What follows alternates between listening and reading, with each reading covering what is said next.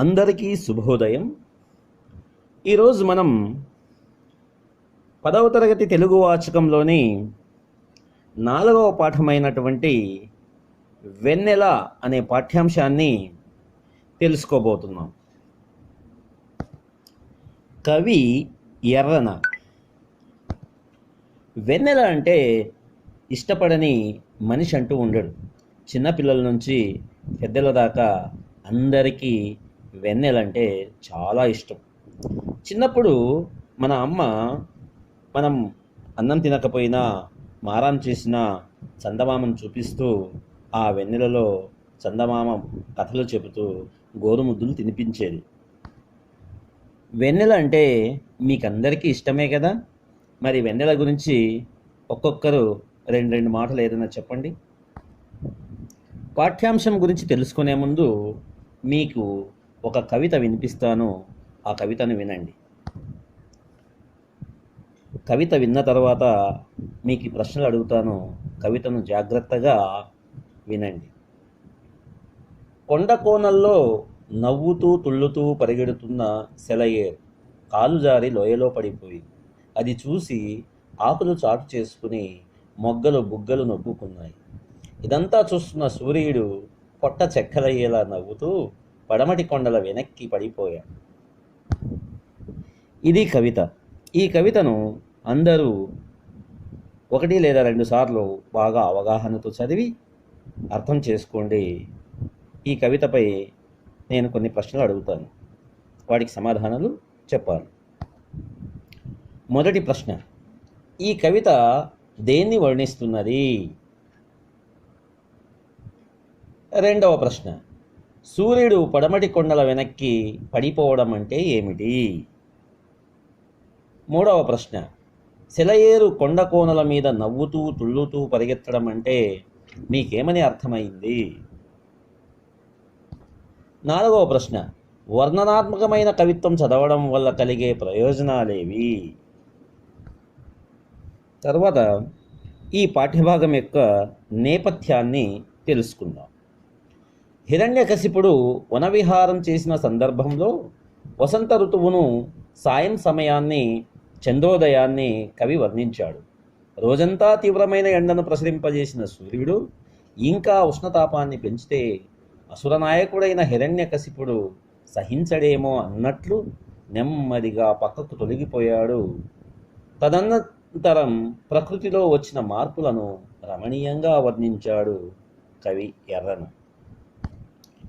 ఇక పాఠ్యభాగ వివరాలులోకి వెళ్తే, ఈ పాఠం కావ్య ప్రక్రియకు చెందింది. కావ్యం వర్ణన ప్రధానంగా సాగుతుంది. ప్రస్తుత పాఠ్యాంశం ఎర్రన రచించిన నృసింహపురాణం తృతీయ ఆశ్వాసంలో నుంచి గ్రహించబడినది. ఇక పాఠంలో ప్రవేశించే ముందు కవి పరిచయం చేసుకుందాం. కవి ఎర్రన. కవిత్రయంలో 3వ వాడు ఎర్రన. 14వ శతాబ్దపు ప్రథమార్థంలో జీవించిన ఎర్రన తల్లిదండ్రులు పోతమాంబిక, సూరనారీలు. ఈయన గురువు శంకరస్వామి. అద్దంకిని రాజధానిగా చేసుకుని పాలించిన ప్రోలయ వేమారెడ్డి ఆస్థాన కవిగా ఉండేవాడు. ఆంధ్ర మహాభారతంలోని అరణ్యపర్వ శేషము, నృసింహపురాణము, రామాయణము, హరివంశము మొదలైన గ్రంథాలను ఎర్రన రచించాడు. వీటిలో రామాయణం లభ్యంలో లేదు. తన రామాయణ హరివంశాలను వేమారెడ్డికి అంకితం చేసిన ఎర్రన భారతాన్ని రాజరాజ నరేంద్రునికి, నృసింహపురాణాన్ని అహోబిళ నృసింహస్వామికి అంకితమిచ్చాడు. ఎర్రన రచనలో వర్ణనలు అధికంగా ఉంటాయి. తదనంతర కాలంలోని కవుల వర్ణనకు ఎర్రన వర్ణనలే ప్రేరణనిచ్చాయి. ప్రబంధ లక్షణమైన 18 వర్ణనల్లో ఇంచుమించుగా అన్ని వర్ణనలు నృసింహపురాణంలో కనిపిస్తాయి. ఎర్రనను ప్రబంధ పరమేశ్వరుడు అంటారు. ఇతని శివభక్తి పారమ్యాన్ని అనుసరించి శంభుదాసుడని పేరుగాంచారు. ఎర్రన రచనా ప్రభావం పోతన మీద ఉన్నదని విమర్శకులు భావిస్తున్నారు. ఇది కవి పరిచయం. కవి పరిచయం మీద కొన్ని ప్రశ్నలు అడుగుతాను, వాటికి మీరు సమాధానాలు చెప్పాలి. ఇక పాఠంలో ప్రవేశించే ముందు ప్రవేశిక చదువుదాం. ప్రవేశిక చదివిన తర్వాత అందులో పాఠ్యాంశంలో ఏముంటుందో ప్రవేశికను అవగాహన చేసుకొని మనం ఊహించగలగాలి. ఆ తర్వాత పాఠ్యాంశంలో విషయానికి ప్రవేశికలో మనం ఊహించిన దానికి సరిగ్గా ఉన్నదా, మన ఊహ సరైందేనా అనేది మనము ఆత్మవిమర్శ చేసుకోవడానికి, మన ఊహించుకోవడానికి ఒక అవకాశం అనేది ఇక్కడ ఇవ్వడం జరిగింది. ప్రవేశిక చూద్దామా. ఆబాలగోపాలానికి ఆత్మీయ బంధువు చందమామ. చందమామ నుండి జాలువారే అమృతం వెన్నెల. అందమైన చందమామను చూపిస్తూ చందమామ రావే జాబిల్లి రావే అంటూ కమ్మని పాటను వినిపిస్తూ అమ్మ గోరుముద్దలు తినిపించడం మనందరికీ అనుభవంలోని విషయమే. చిన్నపిల్లలకు వెన్నెలంటే ఎంతో ఇష్టం. శ్రీరామచంద్రుని అంతటి వాడే బాల్యంలో చందమామ కావాలని పోరు పెట్టాడంటే చంద్రబింబం ఎంత ఆకర్షణీయమో తెలుస్తుంది. అటువంటి చందమామ వెలుగైన వెన్నెలను మన కవులు కావ్యాల్లో ఎంతో అద్భుతంగా వర్ణించారు, ఇప్పటికీ వర్ణిస్తూనే ఉన్నారు. అమృత కిరణుని, ఆ అమూల్య సంపదను ఎంతో రమణీయంగా వర్ణించాడు నృసింహపురాణంలో ఎర్రన. ఆయన వర్ణనను ఆస్వాదిద్దామా.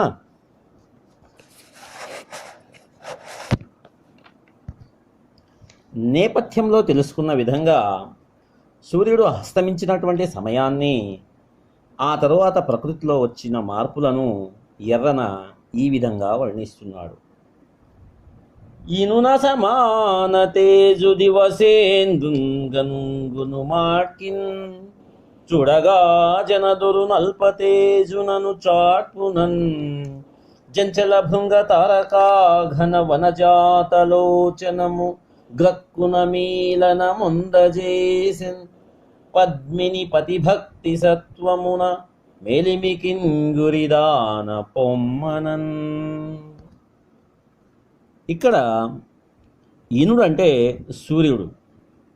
దీని యొక్క భావం ఏంటంటే, సాటిలేని కాంతితో ప్రకాశిస్తున్న సూర్యుడిని చూసినట్లుగా తక్కువ కాంతితో ప్రకాశించే వారిని చూడడం తగదు అనుకున్నది పద్మిని. అందుచేత కదులుతున్న తుమ్మెద అనేడు కనుగుడ్డు గల పద్మము అనే కంటిని వెంటనే మూసుకున్నది. ఇది పతిభక్తిలో తామరతీగ తనకు తానే సాటి అన్నట్లున్నది.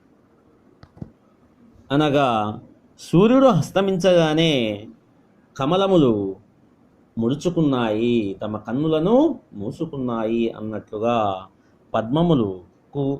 పద్మములకు సూర్యునికి ఉన్నటువంటి సంబంధాన్ని భార్యాభర్తల సంబంధంతో పోల్చి చెప్పడం జరిగింది ఇక్కడ కవి. ఈ విధంగా సంధ్యా సమయంలో ప్రకృతిలో కలిగే మార్పులను ఈ పద్యంలో ఈ విధంగా వర్ణించాడు. తరువాత సురచిర తారకా కుసుమ శోభి నభోంగణ భూమిన్ గాలమన్ గర్వపు సూత్రధారి జతనంబున దిక్పతి కోటి ముందటన్ సరసముగా నటింపగ నిశాసతికెత్తిన క్రొత్త తోంపు పెందెరయన నొప్పె సాంధ్య నవదీధితి పశ్చిమ దిక్తటంబునన్ సాంధ్య నవదీధితి పశ్చిమ దిక్తటంబునన్. దీని యొక్క భావం, ప్రకాశించే చుక్కల పూలతో అలంకరింపబడిన ఆకాశమనే రంగస్థలం మీద కాలమనే సూత్రధారి ప్రయత్నం వల్ల దిక్పాలక సమూహం ముందు నిశాసతి అంటే రాత్రి అనే స్త్రీ సరసంగా నటిస్తూ ఉంది. ఆ సమయంలో పశ్చిమ దిశా తీరంలోని కొత్త కాంతి ఆమెకు అడ్డుగా ఎత్తిన ఒక విధమైన ఎర్రని తెరలాగా అలరారుతూ ఉంది. పూర్వం నాటక ప్రదర్శనల్లో ముందు సూత్రధారి ప్రవేశించేవాడు, తర్వాత తెరచాటు నుండి నటి ప్రవేశించేది. ఆ సాంప్రదాయాన్ని కవి ఇక్కడ చక్కగా ఆవిష్కరించాడు. మరి ఆ సంధ్యా సమయంలో కనిపించేటువంటి కొత్త వెలుగు ఎలా ఉంది, ఆ తర్వాత చీకటి ఎలా వస్తుంది అనేటువంటి అంశాలను ఈ పద్యంలో ఆకాశాన్ని రంగస్థలంగా, కాలాన్ని దర్శకుడులాగా, రాత్రిని నటించడానికి వస్తున్నటువంటి స్త్రీలాగా ఈ విధంగా అద్భుతంగా వర్ణించాడు ఎర్రన్న గారు.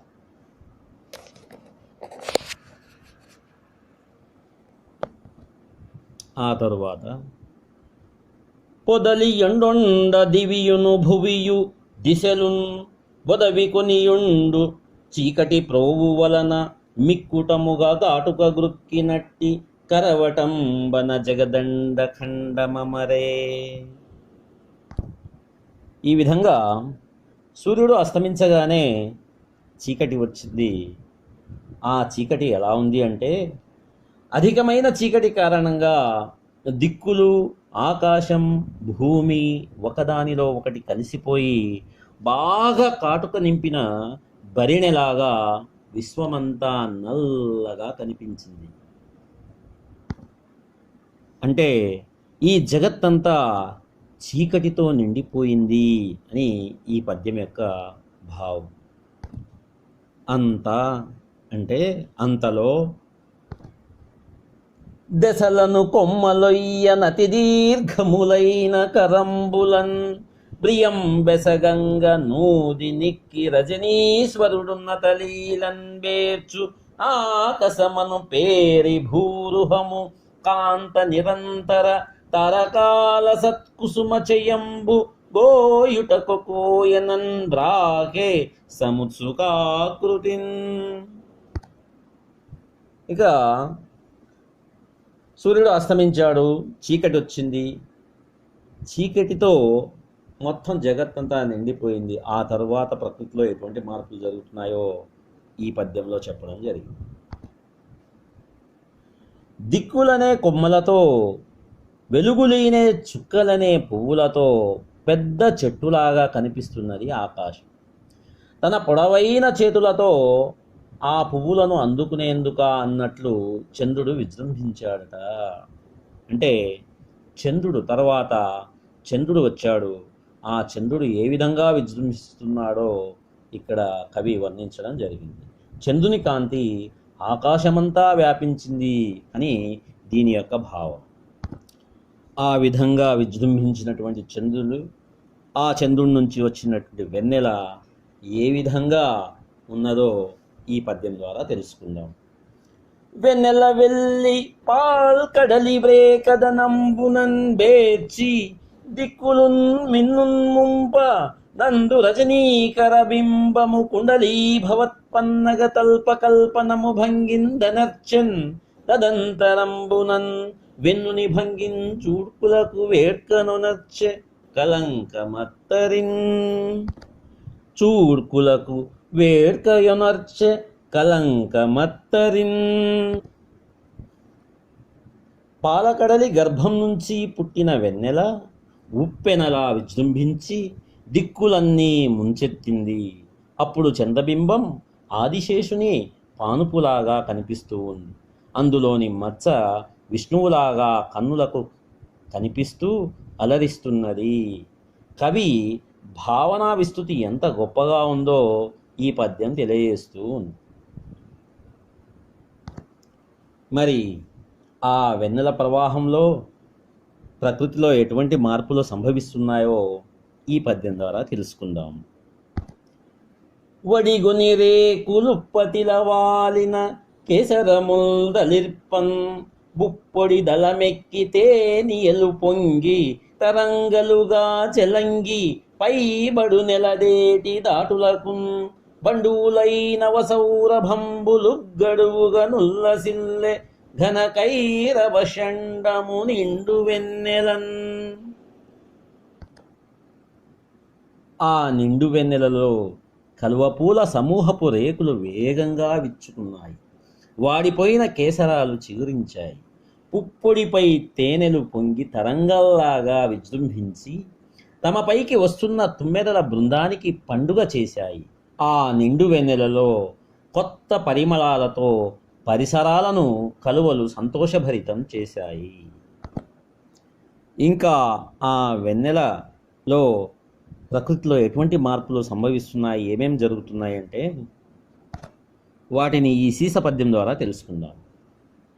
కరగెడు నవచంద్రకాంతోపలంబుల తరచు సోనలంగడు దలముకొనుచున్ జటుల చకోర సంచయముల ఎరకల గర్వంపు దాటులం గడలు కొనుచు విరియు కైరవముల విపుల రంధ్రములపై తీవ్రంబుగా గ్రమ్మి తిప్పుకొనుచున్ కామినీ జనముల కమనీయ విభ్రమ స్మిత కాంతి లహరుల మెండుకొనుచున్ పొదలి పొదలి చెదలన్ బొంగారి పొంగారి మించి మించి దిశలు ముంచి ముంచి యభినుతేందు చంద్రికాంభోది అఖిలంబు నీట నిట్టలముగా నిట్ట ఒడిచే.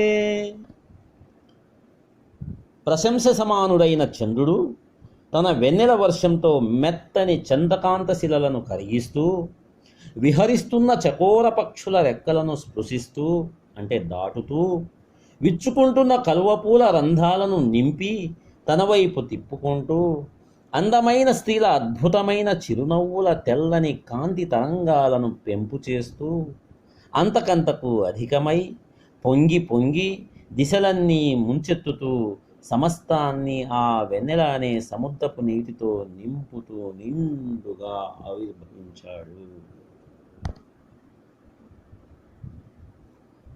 ఇట్లటి మనోహర గంభీర ధీరంబైన సుధాకర కాంతిపూరంబు రాత్రియను తలంపు దోపనీయక తమంబను నామంబును విననీక యవ్యక్తయను శంకనంకురింపనీక లోచనములకు నమృత సేచనంబును శరీరంబునకు చందనాసారంబును అంతరంగంబునకు ఆనంద తరంగంబును నగుచు విజృంభించిన సమయాన.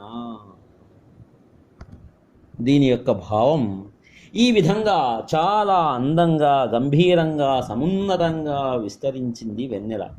అది రాత్రి అనే ఆలోచన రానియక, చీకటి అనే పేరును విననీయక, అవ్యక్తము అనే అనుమానాన్ని తలెత్తనీయక, కళ్ళకు అమృతపు జల్లులా, శరీరానికి మంచి గంధంలా, మనసుకు ఆనంద తరంగంలా విజృంభించింది అని భావం.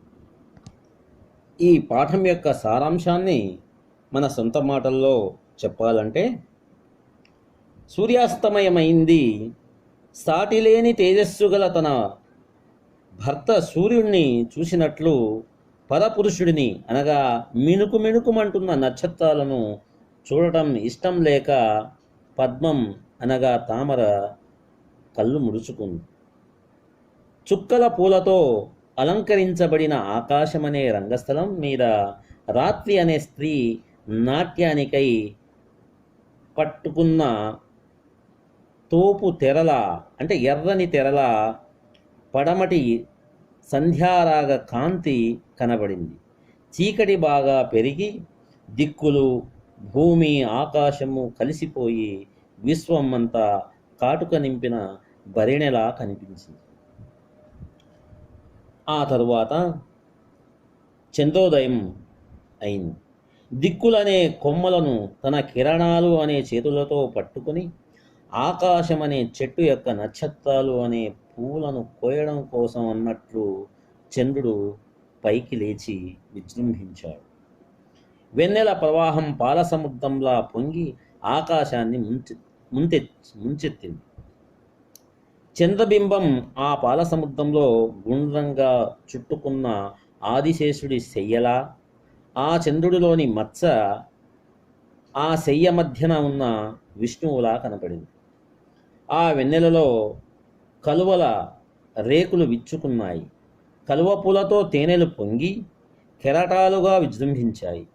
తుమ్మెదలకు విందు చేస్తూ పూల పరిమళాలు బయలుదేరాయి. చంద్రకాంత శిలల వానలతో, చకోరాల రెక్కల స్పర్శలతో, స్త్రీల చిరునవ్వులతో అతిశయించి దిక్కులన్నింటినీ ముంచెత్తి వెన్నెల సముద్రంలా వ్యాపించింది. ఆ వెన్నెల అనే సముద్రపు నీటి నుండి చంద్రుడు ఆవిర్భవించాడు. ఆ విధంగా అందంగా గంభీరంగా నిండుగా చంద్రుని వెన్నెల వ్యాపించింది అని దీని యొక్క